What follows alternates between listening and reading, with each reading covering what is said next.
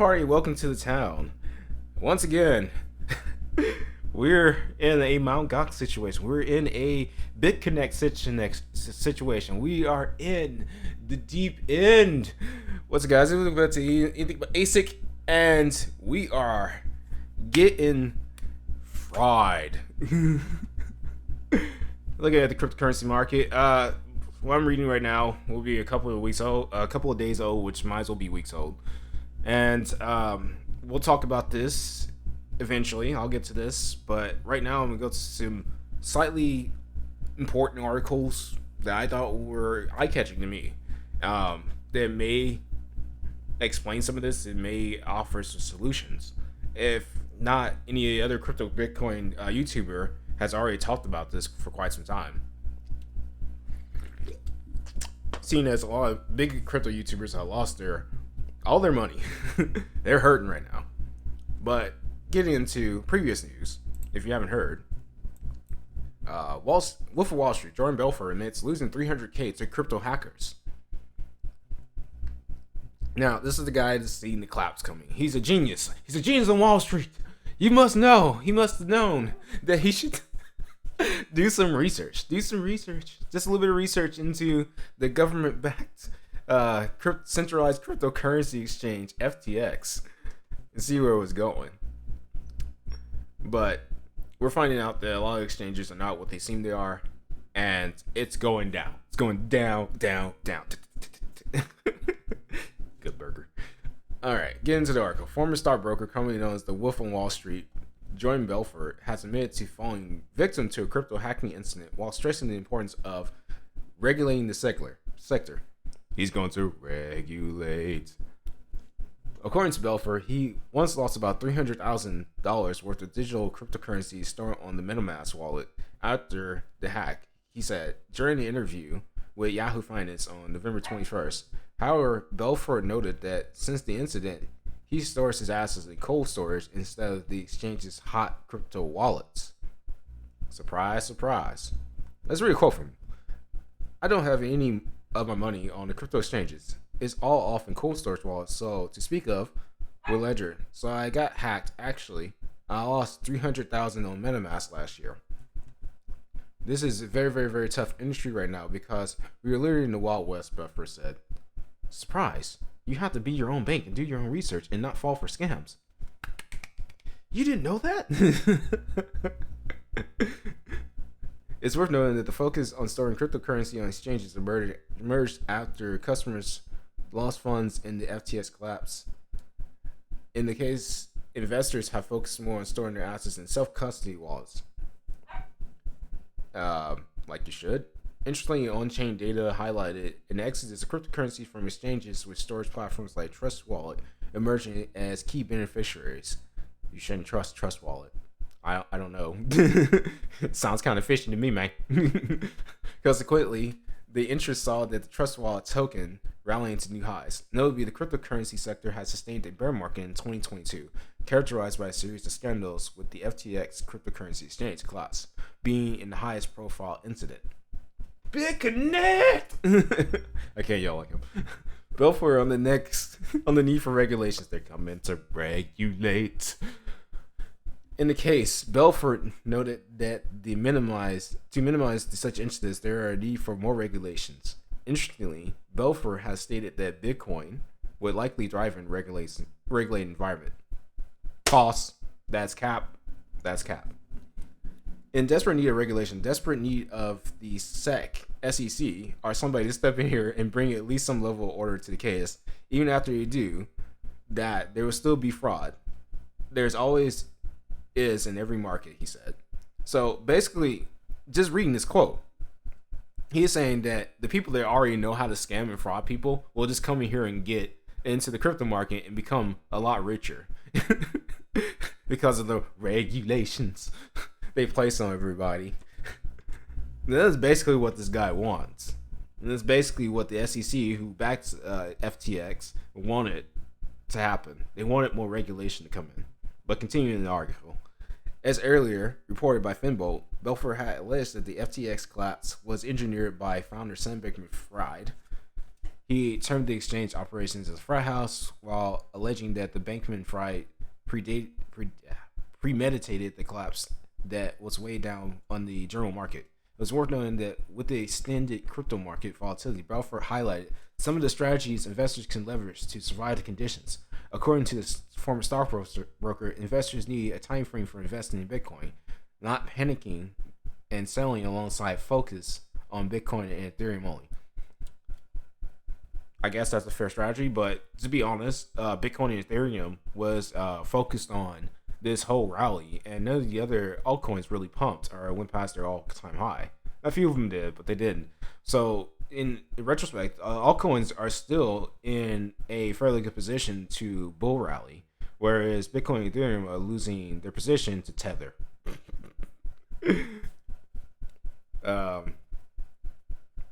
And to be honest, I think Ethereum is about to go about the wayside because it's becoming more centralized, and the SEC once again is putting a laser focus on it, and they're about to smash. They're about to smash it all the way down so Circle and Poloniex, owned by Berkshire, can come in and swoop in and tell everybody they can't have any. That's just my thoughts. What do you guys think? Let me know in the comment section, and we're going to move to the next article. Because we have solutions here. We have solutions for centralized exchanges. CZ is slimy, but he's the hero we need right now. He's the hero we need. He's the hero we needed. Sip. How proof of reserve works. The phrase proof of reserve originated as a result of the failure of cryptocurrency exchange FTX. It's actually been around for quite some time, but nobody really uses it. According to the statements made by Changpeng Zhao, CEO of Binance, on November 9th, all cryptocurrency exchanges should do a Merkle tree proof of reserves. Banks run on fractional reserves. Crypto exchanges should not. Binance will start to do proof of reserves. Did CZ just endorse a method applied by Zcoin, now Firo? I don't know. Not financial advice, but I think he's kind of saying, go buy some Firo. That's just my thoughts. It's pretty cheap right now. It's pretty cheap. Moving on. Proof of reserves soon full of transparency. What is proof of reserves? Proof of reserves, also known as POR, is a verifiable auditing process that contributes to increasing transparency for centralized managed cryptocurrency reserves. Proof of reserves verifies the fund reserves of the centralized platform using cryptographic proofs, checks the legitimacy of public wallets, entries, and routine third-party audits. Customers can use this information to determine whether the platform is in a strong financial position or whether customers' deposits can be matched. Despite the fact that the proof of reserve makes use of the blockchain technology, it still relies on the accuracy of the accounting process and the appraisal of off-chain assets. So basically, there's no point in this. It can just be whatever it wants, wherever the exchange wants. It's just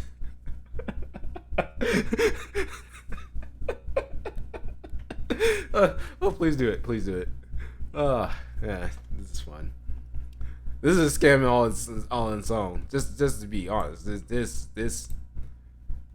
Changpeng Zhao. Please scam me harder, daddy. How proof of reserve works. Proof of reserve is an independent audit carried out by a third party to confirm that a custodian actually holds the assets it represents to its clients as being in possession of. This auditor compiles all held balances into a Merkle tree using an anonymized snapshot of all balances. If it's anonymized, how do you know if it's true? Okay, moving on. Notably, a Merkle is a cryptographic commitment scheme in which the cryptographic hash of each leaf or node is identified. There are primarily used to check data that has been handled, sent, or stored between computers. Despite being created in 1979, it is the ideal is still widely used in the blockchain peer-to-peer networks. The auditor then obtains a Merkle root, which is a cryptographic fingerprint used to identify the particular combination of these balances. At the time, the snapshot was not taken. Was taken. At the time, the snapshot was taken.